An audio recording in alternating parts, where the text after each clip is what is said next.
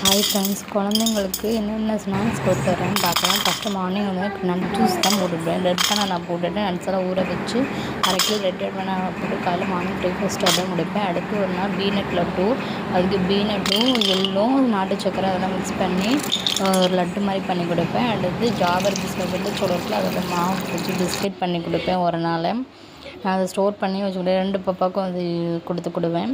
அதுக்கப்புறம் ராகி தான் யூஸ் பண்ணுவேன். ராகி வாரத்தில் ஒரு நாள் கம்பல்சரி ராகி புட்டு, ராகி கொழுக்கட்டை அந்த மாதிரி, ராகி பணியாரம் அந்த மாதிரி கொடுப்பேன். இன்றைக்கி ராகி புட்டு நல்லா புட்டு மாவு பிசைஞ்சு அவிய வச்சதுக்கப்புறம் தேங்காய் துருவி போட்டு நாட்டு சர்க்கரை, நெய் இதெல்லாம் ஊற்றி பிசைஞ்சு பாப்பாவுக்கு ஸ்நாக்ஸ் பாக்ஸில் வச்சு விட்ருவேன். ரொம்ப டேஸ்ட்டாக இருக்கும் ராகி புட்டு. நாட்டு சர்க்கரை வந்து உங்களுக்கு இனிப்பு தேவையான அளவு ஆட் பண்ணிக்கோங்க.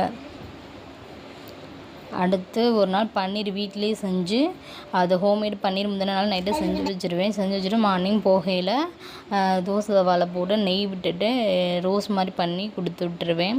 அதுக்கப்புறம் கோதுமை மாவை வச்சு வாழைப்பழத்தை வச்சு ஒரு பணியாரம் மாதிரி பனானா, கோதுமை மாவும் நாட்டு சர்க்கரை வாசனைக்காக ஒரு ஏலக்காயெலாம் போட்டுட்டு நல்லா மிக்சியில் அடித்து கொடுவேன். அடித்ததுக்கப்புறம் அதை குழிப்பணியார கல் இருக்குல்ல, அதில் கொஞ்சம் நெய் விட்டு கொஞ்சம் கொஞ்சமாக ஊற்றி எடுத்து பாப்பாவுக்கு ஸ்நாக்ஸாக தான் கொடுத்துடுவேன்.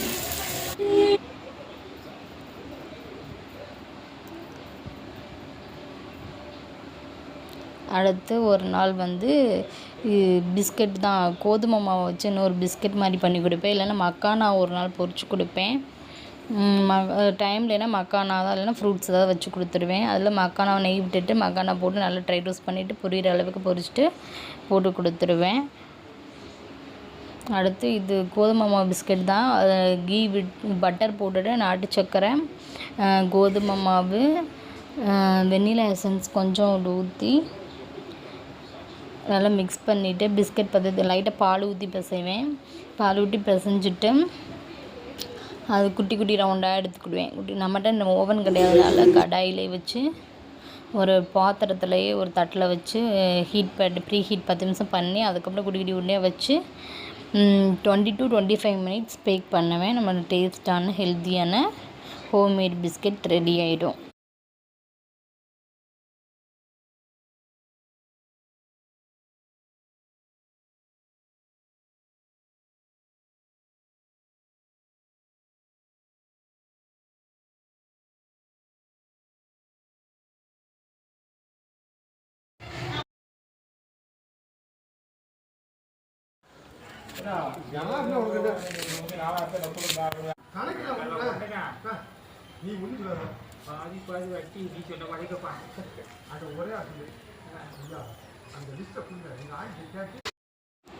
சிக்கன் ஜூஸே வர்றதுக்கு ஒரு டிப்ஸ் சொல்கிறேன். நல்லா தயிர் கொஞ்சம் ஊற்றிட்டு, இஞ்சி பூண்டு பேஸ்ட்டு, கார்ன்ஃப்ளவர் கொஞ்சம் சேர்த்துட்டு, சிக்கன் 65 பொடி இருக்குல்ல அதையும் போட்டுட்டு தேவையான அளவு உப்பு போட்டுட்டு நல்லா மேக்னேட் பண்ணி வச்சதுக்கப்புறம் ஒரே ஒரு டீஸ்பூன் அளவுக்கு தேங்காய் எண்ணெய் ஊற்றிட்டு பிசைஞ்சு பொரித்து பாருங்கள். நல்லா ஜூஸியாக இருக்குது, டேஸ்ட் நல்லாவும் இருக்குது. இதை ட்ரை பண்ணி பார்த்துட்டு கமெண்ட் பண்ணுங்கள். அடுத்து நம்ம பாலாடை கொஞ்சம் நான் சேர்த்து வச்சுருந்தேன். இந்த ராகி லட்டு ரெடி பண்ணுறதுக்காக கொஞ்சம் பாலாடை சேர்த்து வச்சுருந்தேன். உங்களை நெய் உருக்கையில் கொஞ்சம் எடுத்து வச்சு கூட இப்படி பண்ணிக்கோங்க. நான் அந்த இப்படி நெய் உருக்கிறதுக்காக இப்போ கொஞ்சம் தான் பாலாடை இருந்துச்சு, அதை மிக்சியில் அடிச்சுட்டு போனேன். நெய் உருக்கிற ஸ்டேஜில் கொஞ்சம் ராகி மாவு, அடுத்து நாட்டு சர்க்கரை இதெல்லாம் போட்டு அந்த நெய்க்கும் அந்த பாலாடை இதுக்கும் டேஸ்ட் அவ்வளோ இருக்கும், அழகாக இருக்கும். இதை நல்லா கிண்டிகிட்டே இருந்தால் வந்து ஒரு லட்டு மாதிரி ராகி லட்டு மாதிரி பண்ணி கொடுத்து பாருங்கள், டேஸ்ட் அவ்வளோ இருக்கும். இதையும் ட்ரை பண்ணிவிட்டு நம்ம சேனலில் கமெண்ட் பண்ணுங்கள். ப்ளீஸ் சப்ஸ்கிரைப் பண்ணுங்கள் நம்ம